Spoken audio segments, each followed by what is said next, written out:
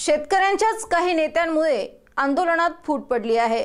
जोपर्यंत शेतकऱ्यांच्या सर्व मागण्या पूर्ण होत नाहीत तोपर्यंत संप व आंदोलने सुरूच राहणार आहेत, असा निर्धार शेतकऱ्यांनी केला आहे। वेगवेगळ्या नावांनी असलेल्या शेतकरी संघटना एकत्र येऊन किसान क्रांती तयार करून शेतकऱ्यांच्यावर होणाऱ्या अन्यायाला वाचा फोडण्यासाठी संप चालू केला।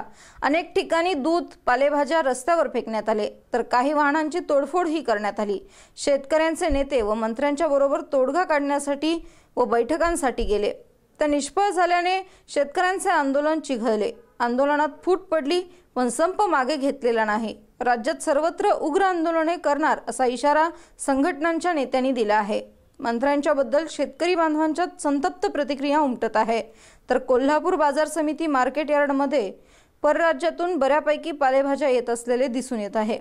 एकीकडे आपल्या हक्कासाठी लढताना शेतकरी दिसून येत आहेत, तर दुसरीकडे परराज्यातील शेतकरी बाजार समितीमध्ये पालेभाज्या आणून अडत लोक सौदे काढताना दिसून येत आहेत। त्यामुळे जीवनावश्यक वस्तूंचा तुटवडा कमी भासत आहे, तरी पण पालेभाज्यांचे दर गगनाला भिडलेले आहेत। तसेच अन्नधान्य, भाजीपाला, दुधाच्या वाहतुकीसाठी प्रशासनाने कॉरिडॉर तयार केल्याने बंदोबस्तात माल वाहतूक करण्यात येत आहे। बरकत पन्हाळकर, SBN मराठी, कोल्हापूर।